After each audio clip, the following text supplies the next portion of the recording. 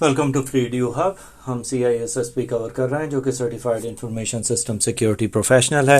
Complete training course ہے. اس کی domain number 1 security and risk management ہم نے ڈومین شروع کی ہوئی ہے. اس کے اندر آج ہم IEEE کو دیکھیں گے جو کہ آئیڈینٹیفیکیشن، اوتھینٹیکیشن، آتھرائزیشن اور اکاؤنٹیبلٹی کے اوپر بات کرتا ہے. اب سب سے پہلے اوتھینٹیکیشن دوبارہ سے ریمائنڈ جس طرح ہم نے پہلے پڑھا تھا. یہ آپ کو آئیڈینٹیفائی کرتا ہے کوئی بھی آپ کے بارے میں یونیک چیز، جیسے آپ کا یوزر نیم ہو گیا، کوئی آپ کا ID ہے، امپلائی نمبر ہے، SSID یا ID نمبر ایٹسیٹرا. دوسرے اس کے بعد آتا ہے اوتھینٹیکیشن. اوتھینٹیکیشن ہوتا ہے کہ you have to prove your identity کہ آپ ہیں کون. For example multi factor authentication ہے اس کے اندر. اب ملٹی فیکٹر اوتھینٹیکیشن کو جب ہم دیکھتے ہیں تو ہم اس کے اندر اوتھینٹیکیشن کو 3 میجر کیٹیگریز میں ڈیوائڈ کرتے ہیں: type 1، type 2 and type 3. Type 1 ہے نالج کے اوپر، جو کہ آپ کے یوزر نیم اینڈ پاسورڈ ہوتا ہے جو کہ آپ کو یاد ہوتا ہے. ٹائپ 2 کے اندر ہوتا ہے اونرشپ، جیسے کوئی بھی آپ کے پاس اسمارٹ کارڈ ہے یا ٹوکن ہے، یا آپ کسی بھی قسم کی کوئی کوکی یوز کر رہے ہیں PC کے اوپر. یہ ساری چیزیں ٹائپ 2 کے اندر آتی ہیں. اس کے اندر آپ نے گوگل اوتھینٹیکیٹر بھی دیکھا ہوگا کہ ایک وہ پاسورڈ جنریٹ کرتا ہے اور پھر وہ آپ دیکھتے ہیں. اس کے لیے آپ کے پاس کوئی بھی اسمارٹ فون کے اندر اپلیکیشن ہونی چاہیے اور آپ اپنا یوزر نیم پاسورڈ انٹر کرنے کے بعد آپ یہ والا ٹوکن انٹر کرتے ہیں تو آپ اوتھینٹیکیٹ کر دیتے ہیں. اسی لیے اسے اونرشپ کہتے ہیں. تھرڈ ہوتی ہے کریکٹرسٹک، یعنی کوئی بھی ایسی چیز جو کہ یونیک ہو آپ کے بارے میں. اس کے اندر بایو میٹرکس آ جاتے ہیں، آپ کے فنگر پرنٹس ہے، آپ کی آئرس اسکین ہے، یا فیشل جیومیٹری وغیرہ ہے. یہ ساری چیزیں آ جاتی ہیں. اب اس کے اندر ہم یہ چیز دیکھتے ہیں کہ یہ ایک ایڈیشنل لیئر آف پروٹیکشن ہوتی ہے. اگر آپ کا یوزر نے پاسورڈ چینج ہو گیا یا بھول گئے تو وہ چینج کیا جا سکتا ہے.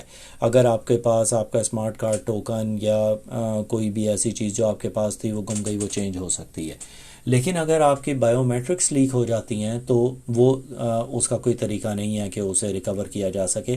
تو اس لیے آپ کو ملٹیپل لیئر آف پروٹیکشن ہوتی ہیں کہ یہ ایک لیئر کے بعد second and some times third layer بھی چاہیے ہوتی ہے فار اوتھینٹیکیشن. اس کے بعد ہمارے پاس آتی ہے آتھرائزیشن. آتھرائزیشن کا مطلب یہ ہوتا ہے کہ کون کس چیز کو کب ایکسس کر رہا ہے اور اسے کس حد تک اس کے اوپر کنٹرول ہے. تو یہ ہم بہت کنٹرولڈ ایکسس دیکھتے ہیں. آپ نے یہ آتھرائزیشن اکثر دیکھا ہوگا اگر آپ کے پاس کوئی فائلر آرگنائزیشن کے اندر چل رہا ہے تو اس کے اندر ہم ڈسکریشنری ایکسس کنٹرول، جسے ہم ڈیک بھی کہتے ہیں، وہ دیتے ہیں، جس کے اندر یوزرز کو صرف اس چیز کی ایکسس دی جاتی ہے جس کی ان کے ضرورت ہوتی ہے. اور اگر آپ ایک ڈیٹا بیس ایڈمنسٹریٹر ہیں تو آپ نے رول بیسڈ ایکسس کنٹرول بھی دیکھا ہوگا کہ اگر ایک یوزر کا رول ہے تو اس کے اکارڈنگلی اسے اس کے اوپر ایکسس دی جاتی ہے. اس کے بعد آتا ہے ہمارے پاس اکاؤنٹیبلٹی. اکاؤنٹیبلٹی کے اندر یہ ہوتا ہے کہ ہم لوگ ٹریک رکھتے ہیں کہ کون سا شخص کس ٹائم کون سی چیز ایکسس کر رہا ہے، اس کی آئیڈینٹی کیا ہے. اب اس کے اندر یہ چیز بھی نظر میں رکھنی ہوتی ہے کہ اگر ایک لاگ ان ایک جگہ سے لاگ ان ہوا ہے، ایک user account for example USA، تو ایٹ دا سیم ٹائم اور after an hour it can not be logged in, کہ یوزر اتنی جلدی ٹریول نہیں کر سکتا ہے کہیں مڈل ایسٹ میں کہ وہ وہاں سے لاگ ان کر لے.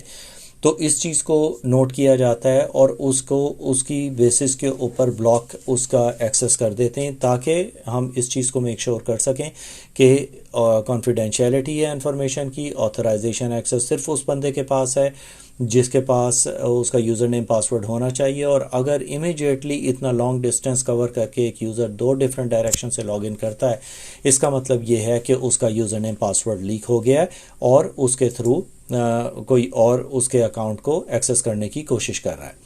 تو یہ تھا ہمارا identification, authentication, authorization and accountability. اس کے بعد ایک بہت امپورٹنٹ چیز ہے جو کہ تھرو آؤٹ آپ اس ٹریننگ کے اندر دیکھیں گے. اس کے بارے میں یہ ہے کہ ایک سبجیکٹ اور آبجیکٹ کے اوپر بات کرے گا. سبجیکٹ کوئی بھی ایکٹیو چیز ہوتی ہے جیسے کہ یوزرز ہو گئے یا کوئی بھی پروگرام ہو گیا. اب اس چیز کو ذہن میں رکھیں کہ سبجیکٹس ہمیشہ مینیپولیٹ کرتے ہیں آبجیکٹس کو.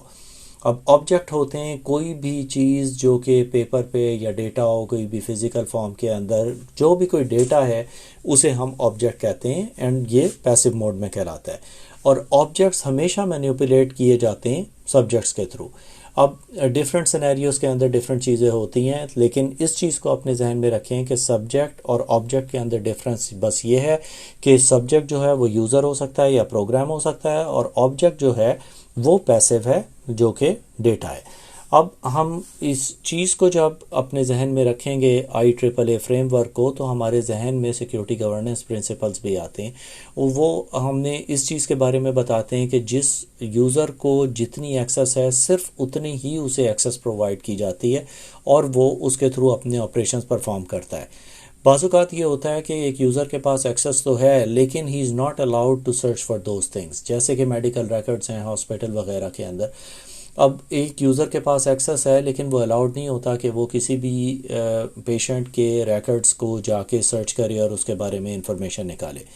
اسی طرح ہم نے نان ریپیڈیشن کے اوپر بھی بات کی تھی کہ کوئی بھی یوزر یہ نہیں کہہ سکتا کہ یہ میل میری طرف سے نہیں گئی ہے، کیونکہ اس کے اوپر ڈیجیٹل سگنیچرز ہوتے ہیں اور آپ کا سیکرٹ جو ہوتا ہے وہ صرف آپ کے پاس ہوتا ہے۔ یہ جیسے ہم نے انکرپشن کے اوپر پہلے سیکیورٹی پلس سرٹیفیکیشن کے اندر بھی بات کی تھی کمٹیا کے اندر، کہ آپ کے پاس جو ڈیجیٹل سگنیچر ہوتا ہے، آپ کی ایک پبلک کی ہوتی ہے، ایک پرائیویٹ کی ہوتی ہے۔ آپ کی جو پرائیویٹ کی ہے وہ صرف آپ ہی کو پتہ ہوتی ہے، تو جب آپ کوئی بھی ڈاکیومنٹ سائن کر کے اپنے ڈیجیٹل سگنیچر کے ساتھ بھیجتے ہیں تو وہ آپ اپنا پرائیویٹ سگنیچر یوز کرتے ہیں جو آپ کی پرائیویٹ کی ہوتی ہے۔ دیٹ میک شور کرتا ہے کہ ہم جب بھی کوئی میل بھیج رہے ہیں وہ آپ نے انڈورس کی ہے، تاکہ کوئی بھی یوزر یہ نہ کہہ سکے کہ وہ میل میری طرف سے یا وہ ڈاکیومنٹ میری طرف سے لیک نہیں ہوا تھا۔